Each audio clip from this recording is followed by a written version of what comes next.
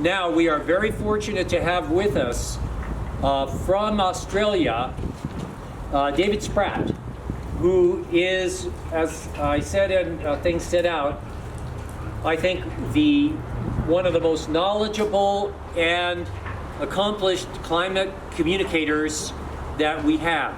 We followed his work since about 2006. He's with the organization called Climate Code Red. He is we are very lucky to have him here today. It's unlike the Europeans who are late at night, it's first thing in the morning for him. So he said he'll have his breakfast face. And there he is. So please, he can't hear you, I don't think, but please welcome David Spratt. Thank you very much for that warm welcome. Yes, it's 8 a.m. in the morning and I have just had my breakfast in Melbourne, Australia. Just one small piece of explanation about who I am. Back in 2008, I co-wrote a book called Climate Code Red, The Case for Emergency Action. And there were all sorts of people who said they were two of the craziest ideas that they'd ever heard, that we could consider climate emergency and call it Code Red. And of course now, in more recent times, both those have become global memes, and it is well understood that climate is now an emergency, and even the UN Secretary General uses the term Climate Code Red. So just to show that impossible ideas, impossible dreams can come true. I've been asked to talk about the really big issue in Glasgow this week and next week, which are these whole proposals around what is called net zero 2050 as a goal for global governments. And I want to talk about what it means and whether it's an appropriate goal. So I'll just start with the concept of what is net zero 2050. And I guess my principal message is that this is not just a goal, it's actually a strategy. And it's a strategy to keep consuming fossil fuels way past 2050. Let me explain. There are a number of net zero 2050 scenarios around the world. There are those that have been produced by the International Energy Agency and a number of others.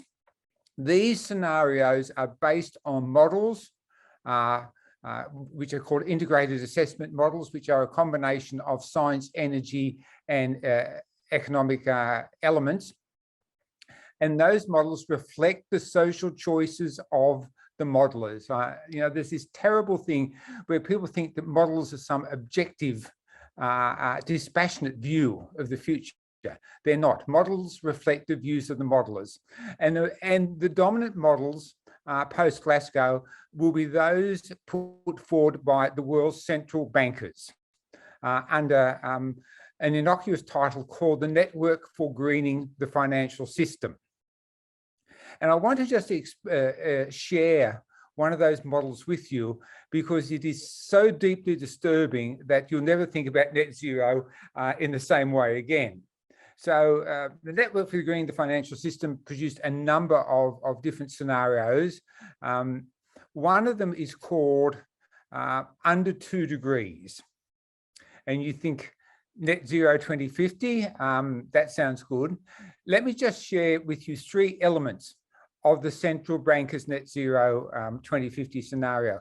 The first is that in their under 2 degree scenario, 50% of primary energy is still coming from fossil fuels in 2050.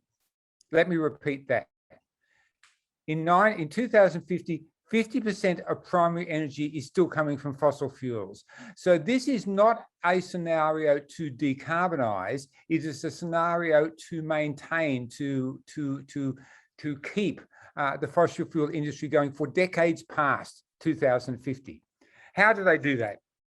Well, essentially, the modelers have dreamed up, and it is technocratic dreaming, a whole lot of speculative technologies which they will say will net out or balance or counteract those fossil fuel emissions. So there are all the things that you will have heard over and over again. Climate capture and storage, which in the way they want to use it is a technology unproven at speed and scale. Carbon dioxide removal, often with direct air capture, which is just a speculative and a technology in really research mode, and bioenergy with carbon capture and storage. Let me repeat, none of these technologies, which are supposed to balance out the continuing emissions from fossil fuels, are applied at scale or proven at scale.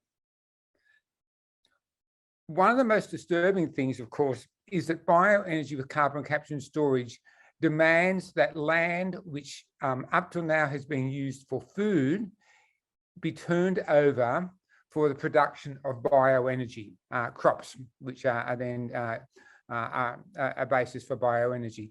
So in the central bankers' net zero 2050 scenario, in the next 30 years, population increases by 20%, food demand increases 50% compared to 2030, and that's true across various models, but the amount of cropland available decreases 10%, which simply doesn't add up. Then you can add in the recent work, including from the United Nations Environment Programme, which suggests that by 2050 in a warmer world, crop yields may have reduced by as much as 30%. So this is what the central bankers are saying. Population up 20%, continuing high growth global economy, food demand up 50%, cropland available for food down 10%, and perhaps crop yields decreasing 30%. Can I just say, and it perhaps doesn't need to be said, that these scenarios are simply not credible. Net zero 2050 scenarios are simply not credible. Apart from the problems I've outlined to you, they underestimate the future damage, so their cost-benefit analysis are really not worth the paper they're written on. They have high risks of failure, and they ignore a whole lot of really important physical elements, feedbacks in the climate system. So in summary, what Glasgow is likely to sign up to is an unsustainable growth as usual pathway with dangerous offsets, unacceptable risk framework, and lacking credibility.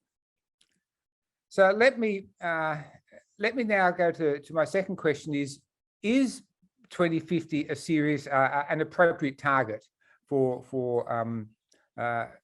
mitigation of carbon emissions?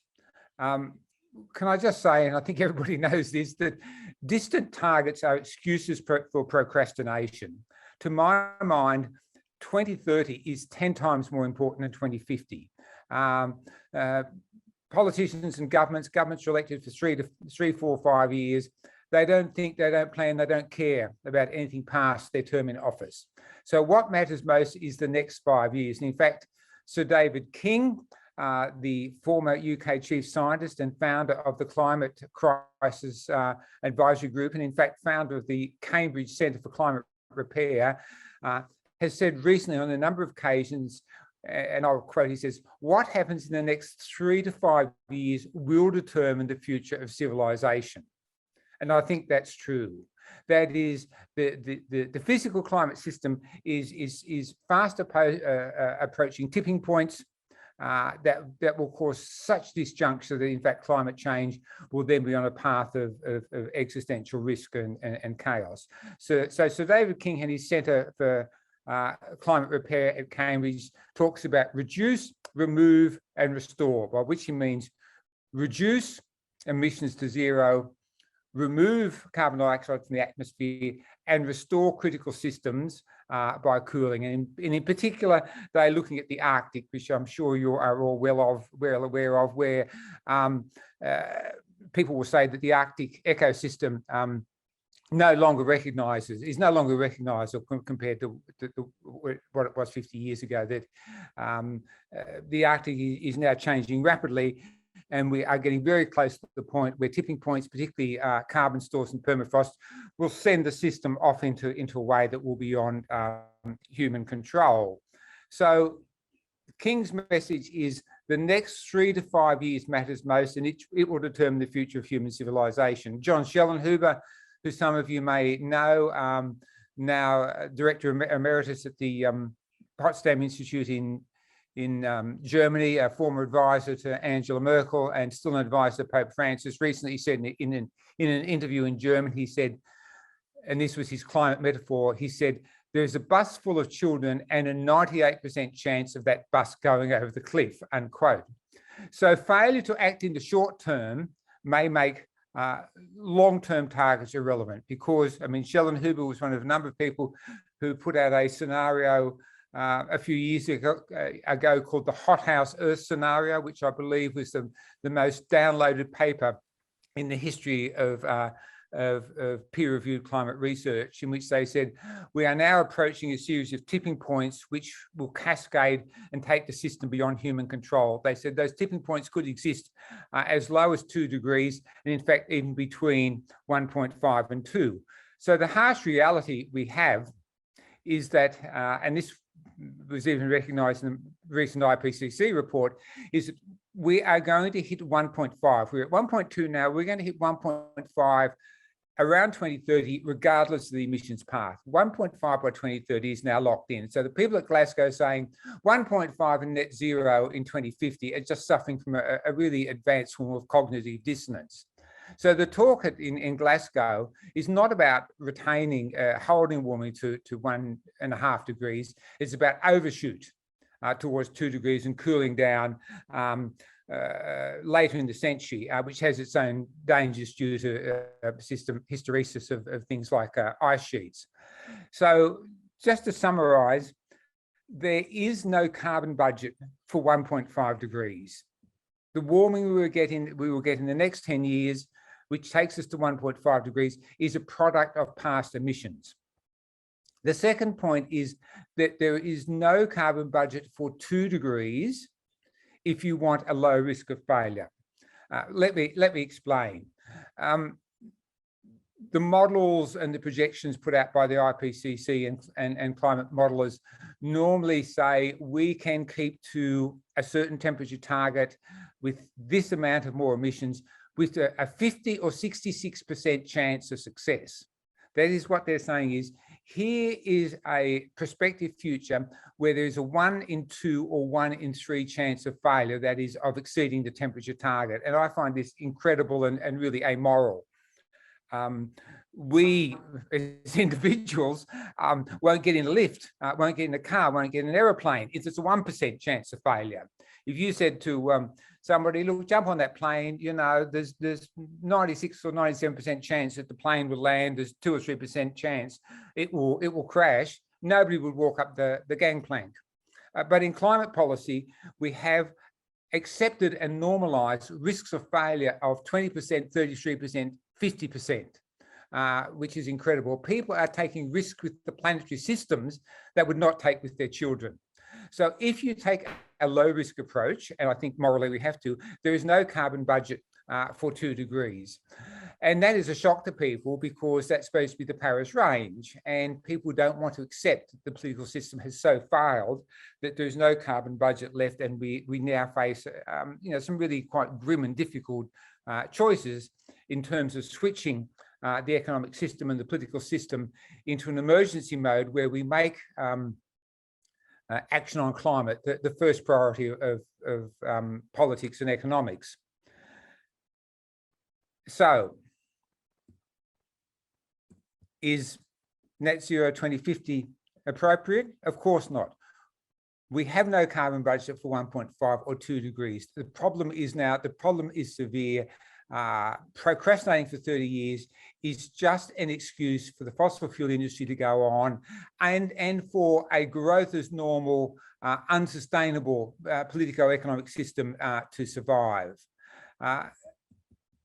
Let me just finish with a couple of additional points. We have 1.2 degrees of warming now. At this point in time, right now, at least 3 system points have been passed, and they are for the Arctic and Arctic sea ice, which is now in a period of rapid and unstoppable change. I mean, 3/4 of the sea ice by volume has already been lost. And we will have a blue water event in the Arctic likely in the next 10 years, with incredible consequences for the changes in Earth's albedo and warming the Arctic. And warming the Arctic now is 3 times the global average. We have passed tipping points for coral systems. In our country, we have the Great Barrier Reef, one of the so-called 7 wonders of the natural world, but you wonder how much of the natural world is left. That reef is already reduced by 3/4. Already 3/4 of the Great Barrier Reef is gone, though the tourism brochures won't tell you that. And we now have projections that just at the current level of warming, the Great Barrier Reef will bleach. That is, a marine heat wave will kill off the coral one year in 3, and it takes more than a decade to recover. So the coral reef, like the Arctic's in the death spiral. And the third system we've already passed is for West Antarctic ice sheets, well recognised with authors like Rigno and company. In addition, there are at least 2 more system tipping points which are really close at hand, if not already tipped. And of course, the problem with tipping points is you can only recognise them in retrospect. It's only after the system's tipped that you can say, yes, that's happened. But if anybody saw the presentation by Jason Box in Glasgow a couple of days ago, you would understand that the Greenland ice sheet, with 7 meters of sea level rise, is at or very close to a tipping point at just 1.2 degrees of warming, and the Eastern Amazon is in a similar state. So just to make the point that while these net zero 2050 scenarios purport to hold warming to 2 degrees. In fact, 1.5 is not a safe target either, as the Pacific Island, small island state leaders now recognise that climate change is already incredibly dangerous at 1.2 degrees. So just in conclusion, the whole discussion is about net zero, that is allowing fossil fuels to continue. We don't need net zero. What we need instead is a big minus, as Sir David King and many others have pointed out.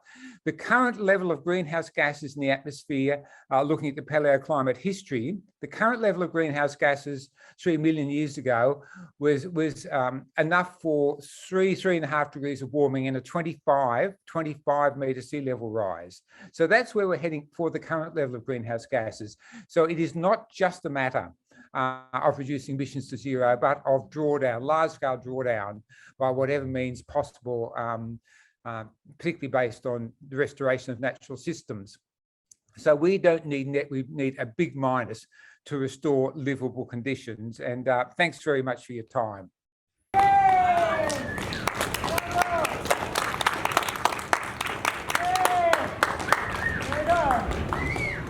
Mr. Spratt has time for some questions.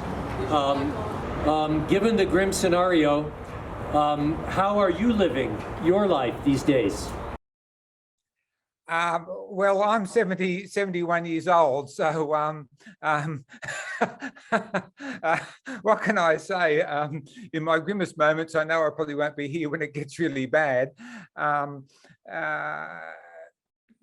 Look, I think it's very difficult for climate activists, and a lot of people want to turn their face away from the truth. So what you see amongst the professional advocates is what I've called, Barbara Ehrenreich called bright siding, pretending things are better than they are. I think the debate about hope and fear is not relevant. What is important is courage to speak the truth. And that's what I've been trying to do. I think it is certainly technically feasible. I mean, we have the capacity to engage in emergency transformation of the climate system. If you look back, and it's perhaps for you, your group amongst many, it's not a very appropriate metaphor, but in the Second World War, in your country and in our country, somewhere between 35 and 40%, between 35 and 40% of the economy was mobilized to face a military threat. And, in our countries, we can't talk about 3-5% of the economy being mobilized. If we took this as seriously, and it's obviously a lot more serious than any military threat, and applied the sort of resources we did in an emergency, we could certainly get out of this. This is not a question of economic capacity or technological capacity. It is a question of social and political will. Is there any hope? Is there any hope? Yes. Oh, go ahead. Yeah, I think he just answered that. Yes, my answer is it's not a question about hope and fear. It's a question of courage to speak the truth and act on it. Yes. But there's so many apathetic people.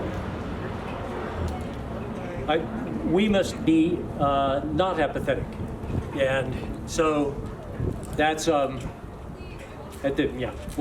come to that in a minute. Again, more questions.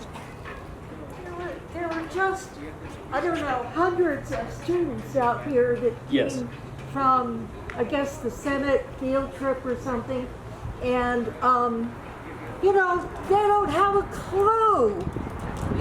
Not Right. a clue And they to don't care. what's going on, and they don't They care. don't How care. do we get them to care? And be courageous. This is a I mean, I'm 74. yes. Yes. Yes, David. You might have seen in background from where you were, there was a field trip going into the state capitol of quite a few high school students, it looked like. Like 100. Yeah. And we're quite sure they neither know nor much care about any of this. And despite our efforts, and what can you comment on this? And I think the question was, what do we do? With engagement of younger people, is that the question? I think so, yeah, yes. Well, I mean, I think the most inspiring thing we have seen is the rise of the student strike movement led by Greta Thunberg. And while we can't displace our responsibilities onto them, I think Greta Thunberg in many ways has transformed the global debate, certainly in this country, because she calls through the bullshit. When she goes and said, Glasgow is blah, blah, blah, she's saying it like it is, because young people don't have the same material, vested or professional interest in maintaining the system as some older people do. So all I can do is say, I think young people, people's children, grandchildren should be encouraged and facilitated in every way they can to join the global youth movement, because it really is transforming things. I don't think that the word climate emergency would have become the word of the year in 2019 for a number of dictionaries around the world if it weren't for Greta Thunberg. So I think that trying to expose them, I mean, there's some great movies, great documentaries about what she's done. That's a struggle, but they have the power, and certainly in this generation, we see young people speaking out in a way that they didn't on climate 5 or 10 or 20 years ago.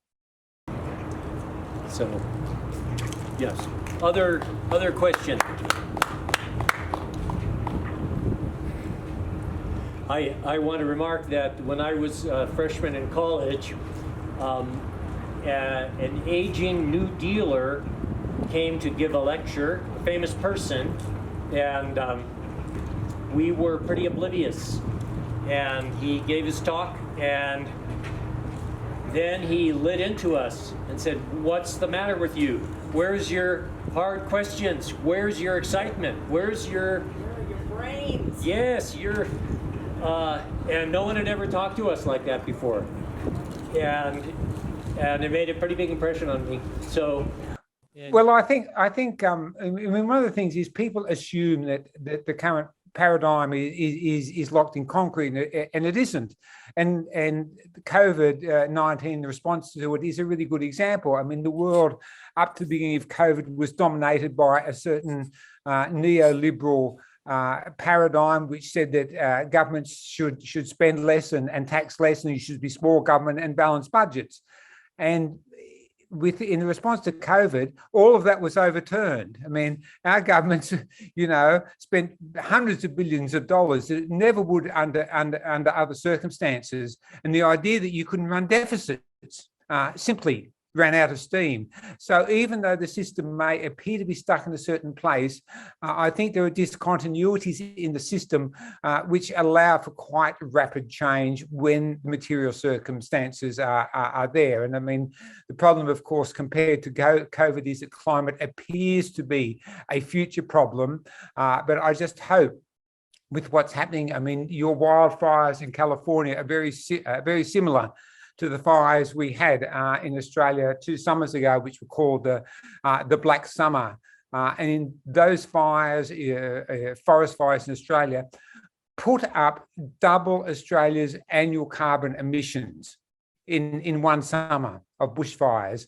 So I think with that and the extreme weather that you've been experiencing of hot and cold, of destabilizing of the jet stream, of the floods and extreme heat in Europe and in South Asia, that people will come to appreciate that climate is not a future problem, but a problem of now. Yes,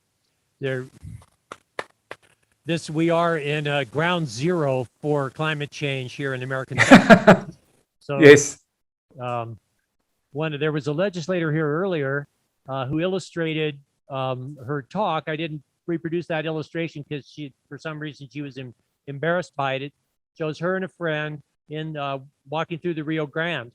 It's up to their ankles, and we are going to lose. Already, the river dries out completely. And we are now entering a La Nina period again. So.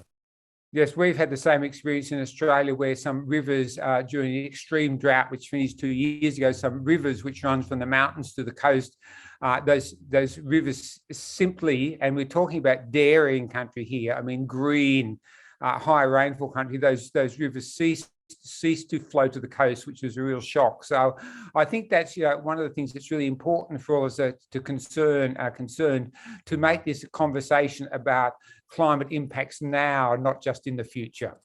Yes. Any questions from our young people walking through?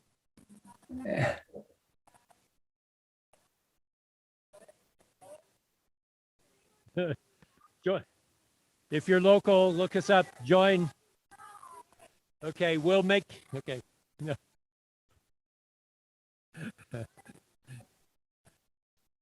The other questions then, and we're just about out of time, I think, Greg. Yes. No, I think we're good. All right. Thank you very much, David.